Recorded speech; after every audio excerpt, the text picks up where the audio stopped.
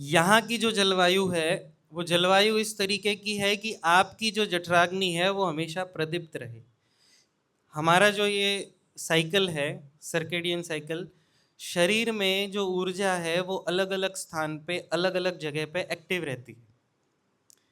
सुबह का जो समय होता है, आपको कहीं सुना होगा कि सुबह उठ के पढ़ना चाहिए या सुबह उठ के प्राणायाम करने चाहिए, सुबह इतने से इतने बजे खा लेना चाहिए। शाम को आपने सुना होगा कि शाम का जो भोजन है वो सूर्यास्त से पहले खा लेना चाहिए।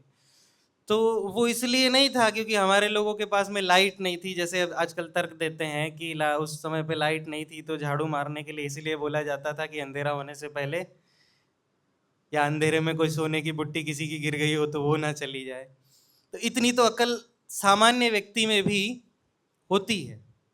ये जो परंपराएं बनती हैं उसके पीछे बहुत ही गहन और बहुत ही सूक्ष्म विचार होता है, और उस विचार तक पहुंचने के लिए उतनी सूक्ष्म बुद्धि हम लोगों को चाहिए होती है। यही कारण है कि आज हम जिस व्यक्ति को कुछ समझाते हैं, कुछ कहते हैं, कुछ बताते हैं, उसकी समझ में नहीं आता है, क्योंकि उसकी बुद्धि उतनी सूक्ष्म नहीं हो पाई है, उतना विचार उसका सूक्ष्म नहीं हो पाया है कि आपकी बात को पकड़ पाए, आपकी बात को समझ पाए। तो सुबह जल्दी उठना, सूर्योदय के साथ में उठ जाना। 5 से, ये जो मैंने सुना हुआ जितना मुझे पता है वो बता रहा हूँ, कि सुबह 3 से 5 के बीच में जो अपनी जीवनी शक्ति होती है वो फेफड़ों में होती है। उस समय पे अगर आप प्राणायाम कर लो तो आपके शरीर का जो टॉक्सिन है वो श्वासोश्वास के माध्यम से ही बाहर चला जाता है।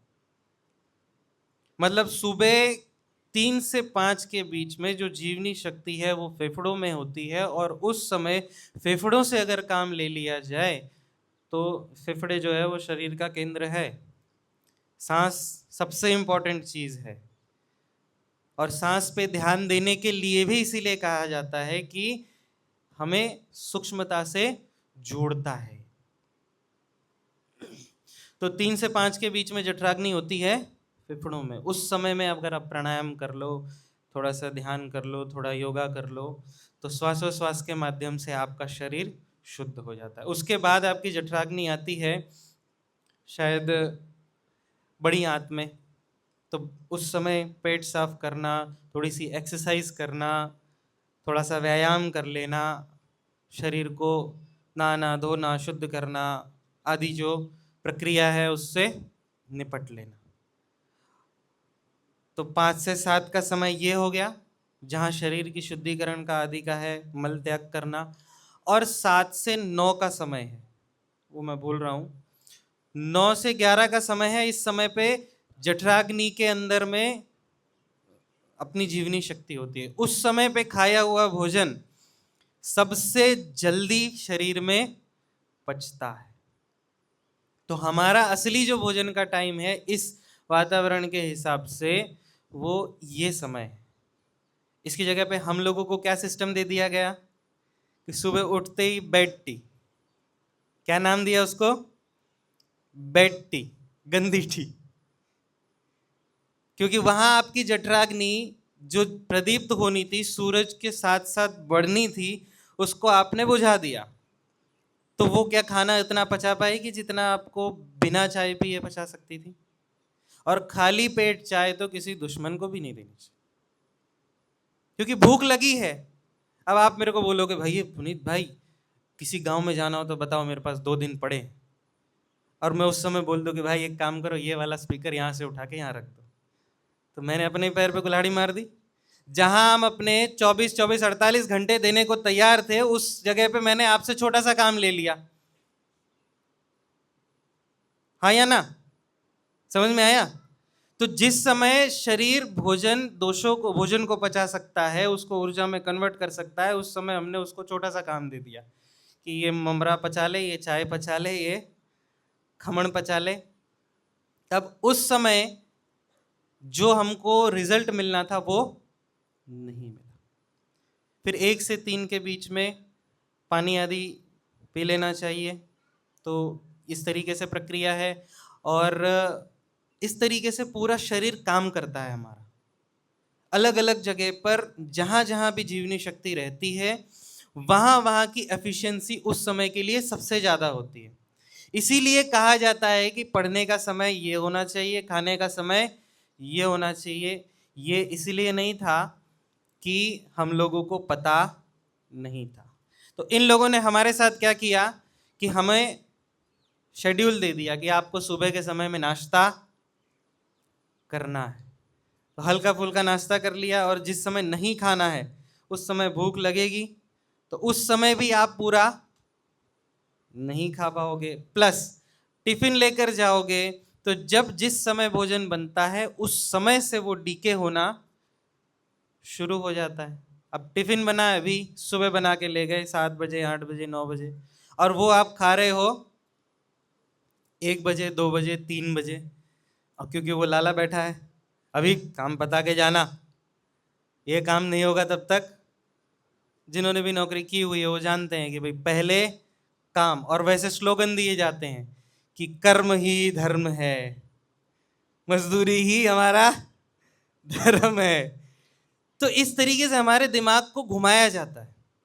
और उस जगह पे क्या किया होता कि सुबह जब भोजन बना ताजा ताजा आपने खा लिया होता, पूरा दिन आपकी एनर्जी से भरपूर रहते, और जब घर पे आने का समय होता तो ताजा भोजन उस समय मिल जाता, तो आपका शरीर बीमार नहीं पड़ता। एक तो शरीर खान पान से बीमार हुआ, और दूसरा शरीर हुआ इसके क्रियाकलाप से, समय पर न खाना, उसको खींचना, और सिर्फ मशीन की तरह खाते हैं हम लोग। आधे घंटे का टाइम होता है, खाया, जैसे गाड़ी में पेट्रोल भरवाने जाते हैं, पेट्रोल डलवाया और गाड़ी वहाँ से निकली अगली यात्रा के लिए।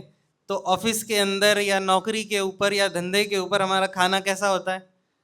अब एक रोटी का टुकड़ा तोड़ा न तोड़ा, एक कस्टमर आ गया, अब अगला रोटी का टुकड़ा उसी तरीके से जाएगा जैसे पहला गया? जा सकता है? नहीं जा सकता, क्योंकि हमारा ध्यान उधर होता नहीं। और वही गलती हमारे बच्चों के साथ में हमने कर दी कि खाना अगर खिलाना है बच्चे को, टीवी की स्क्रीन दे दी। शायद आप ना देते हो तो आपके आसपास का माहौल ऐसा होगा। तो अगर आसपास का माहौल ऐसा है तो अपने बच्चों को हम कब तक बचा लेंगे? तो हमें अपने को बचाना है तो आसपास के वातावरण को बचाना पड़ेगा, ये हमारी मजबूरी है। कल संजीव जी ने बताया था कि हमें अगर जैसे मान लो डिजास्टर हो जाए किसी गांव में, अकाल पड़ जाए, तो हमें किसी गांव की मदद क्यों करनी है? क्योंकि कल को वो गांव हमारे ऊपर ना आके चढ़ जाए कि भाई तुम्हारे पास इतना खाना है, तुम्हारे पास इतने संसाधन है, वो तुम हमको दो, अगर नहीं देते हो तो कॉलर पकड़ के घुसा मार के ले लेंगे।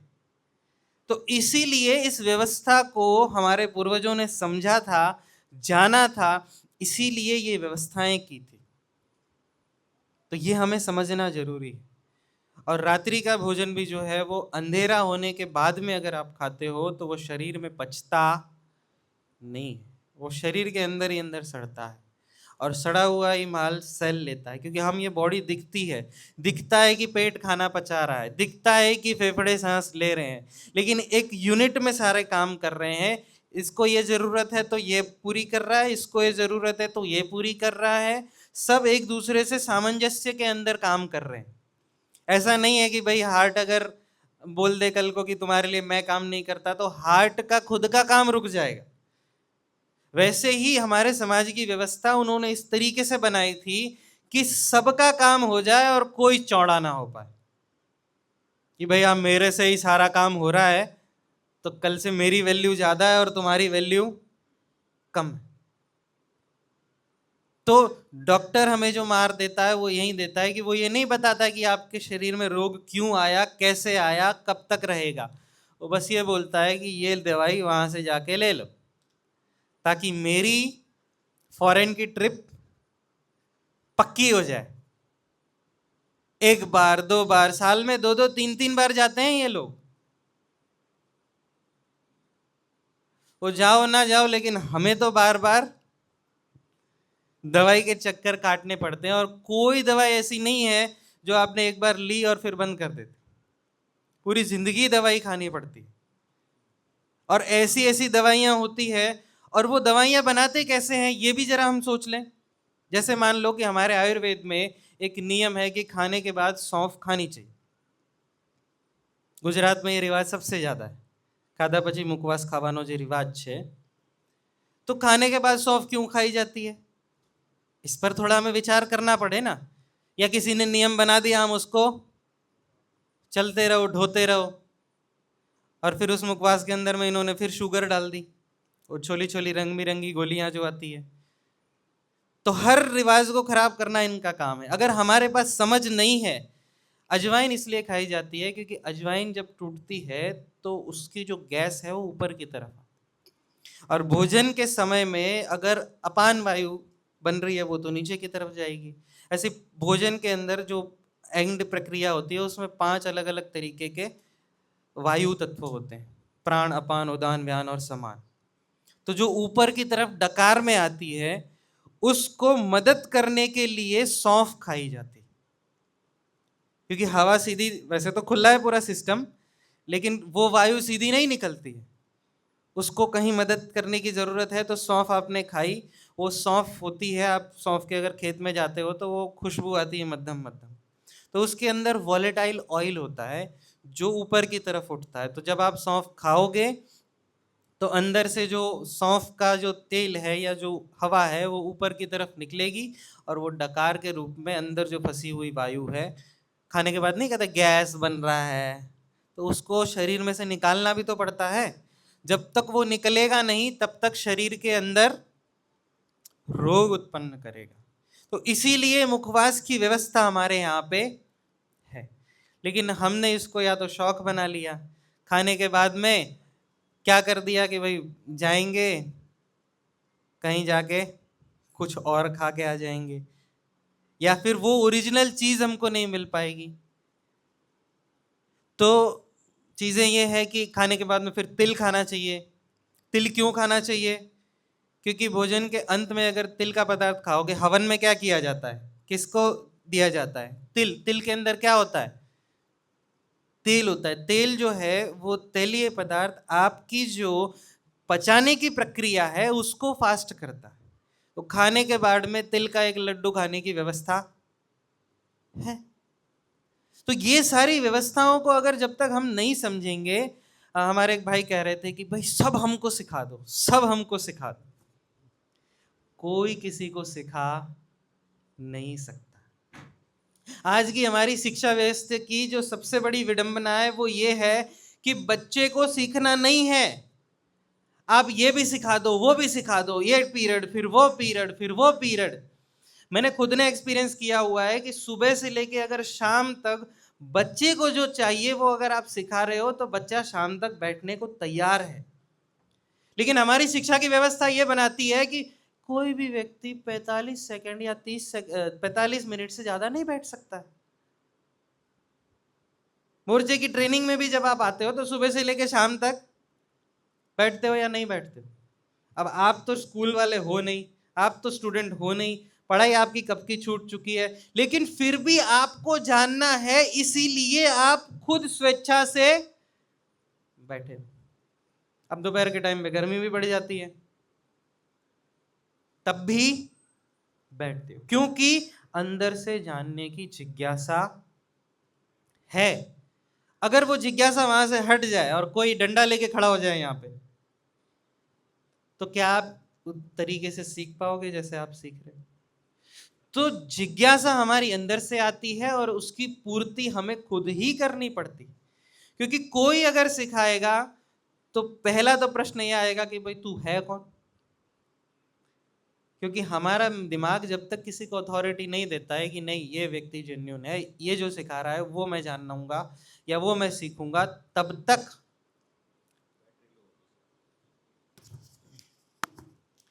तक एक्सेप्टेंस के मूड में नहीं आता, वो स्वीकृति के मूड में नहीं आता। और जहां स्वीकृति नहीं है वहां पे किया हुआ कोई भी काम फायदा नहीं देता। अपना घर ही हम देख लेते, क्योंकि घर के अंदर हम एक दूसरे को जानते हैं, कोई सही कर रहा है उसका भी हमें पता है, कोई गलत कर रहा है उसका भी हमको पता है। लेकिन जब तक हम स्वीकृति नहीं देते, घर में आए पति है पत्नी है, पता है कि बात सही है, लेकिन फिर भी ना, पहली बार में ना, तुमको ज्यादा पता है, क्योंकि वो स्वीकृति चाहिए। आप एक्सेप्ट कर लो कि नहीं आपकी बात की भी कोई वैल्यू है, तो वो तो माना जाएगा। और अगर नहीं है घर में ऐसा ऐसा घर एक साथ बैठ के खाना नहीं खा सकता। खा सकता है क्या? खाने पे ही क्रांति हो जाएगी फिर तो, और होती है, हम देखते भी हैं। तो कहने का मतलब यह है कि चीजों को जब तक हम खुद नहीं समझेंगे, हमारे शरीर को, हमारे मन को, हमारी बुद्धि को हम समझने के लिए तैयार नहीं करेंगे, तब तक हमें चीज समझ में आने वाली नहीं है। जब मैं मोर्चे से जुड़ा था तब मुझे भी ऐसा लगा था कि सिखाएंगे कुछ, सिखाएंगे कुछ, सिखाएंगे कुछ। लेकिन जब तक हम खुद सीखने को तैयार नहीं होते तब तक कोई नहीं सिखा सकता है हमको। ये हमारे जीवन में हम खुद देखते हैं कि भाई हमने हमारे माता पिता की बात मानी, अपने अपने जीवन में हाँ या ना में जवाब दो। कितनी मानी, ये अगला प्रश्न। मानी वो बात हाँ में दे दिया, लेकिन कितनी मानी, कब तक मानी, कितनी बार मानी? क्या हम आज वैसा जीवन जी रहे हैं जैसा वो चाहते थे? तो जब हम अपने ही जीवन में अपने ही माता पिता की बात नहीं मान पा रहे, उसके पीछे का कारण जानना पड़ेगा ना। और वो जान लिया तो चीजें समझ में आएगी कि आगे का हमें जो प्रक्रिया करनी है वो कैसे करनी है, क्यों करनी है, कौन करेगा, किसको साथ में लेना है, किसको छोड़ना है, वो सब समझ में आएगा। लेकिन होता यह है ना कि हम अपनी जगह छोड़ते ही नहीं, वे बोलते चलो हम चल रहे हैं। पीछे वाला तो पीछे ही रहेगा ना। अगर आपने बोल दिया चलो तो पहला कदम आप रखो, आप नहीं रखोगे तो पीछे से धक्का आएगा, और अगर धक्का आया तो फिर वो जबरदस्ती वाला हिसाब हो जाएगा कि आप आगे बढ़ना नहीं चाहते हो और दुनिया आपको बढ़ा रही है, तो वो भी मुसीबत वाली बात हो जाएगी। तो कुल मिला के बात यह है कि लोगों को समझाना कैसे है, उस समझाने के लिए जो प्रक्रिया है वो अपने आप से शुरू होगी। क्योंकि दुनिया तो भाड़ में जाए, हमारा मन हमारी बात मानता है? हाँ या ना में जवाब चाहिए। हमारा मन हमारी बात मानता है? जब हम अपने मन को ही नहीं समझा सकते तो दुनिया को कैसे समझा देंगे भाई? तो उसके लिए ही ये सारी व्यवस्थाएं थी, उसी के लिए ये ध्यान की प्रक्रिया थी। ध्यान कोई ऐसी चीज नहीं है कि यूं बैठे आंख बंद करके 1 घंटा बैठना है। खाली करने की प्रक्रिया को ध्यान कहते हैं। हमने जो यहाँ पे खोपड़ी में भर के रखा हुआ है उसको पहले खाली करना है, और वो जब तक खाली नहीं होगा तब तक कोरे कागज पे ही कुछ अगर लिखना हो तो लिखा जा सकता है। पेज भरा हो उसके ऊपर आपको कुछ लिखना हो तो कहीं कोने में लिखना पड़ेगा। तो वैसे ही हमारे साथ में होता है कि कुछ सीखना, कुछ जानने की प्रक्रिया तभी शुरू होती है जब हम जो है उसको खाली करके स्वीकृति के मूड में आते हैं। और वहां अगर मान लो हम स्वीकृति कर रहे हैं कि भाई हमें आगे बढ़ना है, तो हम उस चीज पे डिसाइड कर सकते हैं ना कि भाई ठीक है, ये सही है, ये गलत है। ये गलत है तो क्यों है, ये सही है तो क्यों है, फिर उसके बाद उसकी तह तक जा सकते हैं। ये कोई वो नहीं है कि किसी ने मंत्र दे दिया अब ये मंत्र जपते रहना है। सबका अपना अनुभव होगा। डॉक्टर साहब ने एक बार बात कही थी कि आप अगर मान लो बोलना चाहते हो तो उसमें आपका अनुभव मिला हुआ होना चाहिए उसके अंदर। किसी की अगर सुनी सुनाई बात बोलोगे तो वो काम आने वाली नहीं है। और दूसरी बात, किसी से भी इमोशनली अटैच होके उसकी लड़ाई नहीं लड़नी है। हमारे साथ हुआ जब हम शिमला से वापस आ रहे थे, वापस नहीं आ रहे थे, जा रहे थे शिमला की तरफ। तो टीटी एक टिकट थी, वो आरएसी में थी, वो कंफर्म नहीं हुई थी, फिर बातचीत होके हो गई। तो जो टीटी था मतलब संजीव जी हमारे साथ में थे, उनका किसी और बोगी में सीट थी, हमारी सीट किसी और बोगी में थी। मतलब 4 लोग थे 3 अलग अलग जगह पर। तो उस कोच में टीटी नहीं आया था, इस कोच में टीटी दिखा। तो संजीव जी ने टीटी को बुलाया कि भाई ये फलानी फलानी हमारी सीट है, तो वो टणी में बात करे, क्या है क्या है, मतलब ढंग से जवाब ना दे, तो फिर वो भी आ गए अपने रूप में। तो बोले ला भाई तेरी कंप्लेन बुक। तो अब ये लोग कंप्लेन बुक देते नहीं है, क्योंकि अगर एक बार कंप्लेन बुक में कुछ लिख दिया तो उसका जवाब देने के लिए उसके जूते घिसने पड़ेंगे उसको। इसलिए वो जो हथियार है ना वो छुपा के ही रखते हैं, वो देते नहीं किसी को।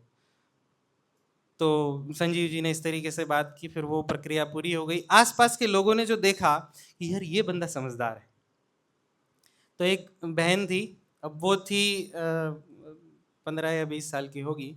अब उसने क्या किया कि वो अपनी बहन के नाम से ट्रैवल कर रही थी, तो उसने बेचारी ने सच बता दिया कि बोले ये नहीं आई है, उसके बदले मैं आई हूँ। तब उसने परेशान करना शुरू कर दिया। जैसे ही उसने बोला कि इसके बदले मैं आई हूँ, तो ऑब्वियसली किसी के नाम किसी की टिकट पे आप यात्रा नहीं कर सकते हो, आधार कार्ड दिखाओगे तो जैसे कि डॉक्टर साहब ने बताया कि ईमानदार लोगों के लिए सिस्टम है ही नहीं। तो वो ढूंढने लगी कि भाई वो अंकल इधर बैठे थे वो कहाँ चले गए। तो मैंने थोड़ा बहुत टालम टोली करने की कोशिश की। उतनी देर में टीटी आ गया, उधर पे आके फील्डिंग भरने लगा। उसको लगा कि ये लोग हैं तो समझदार, है तो उसके पड़ोसी ही। तो वो सीधा वो लेडी के पास नहीं गया, उस बहन के पास नहीं गया, वो उधर बैठ गया दूसरे वाले कोच में, दूसरे कैबिन में, 8 की जो सीट होती है उसके बाजू में।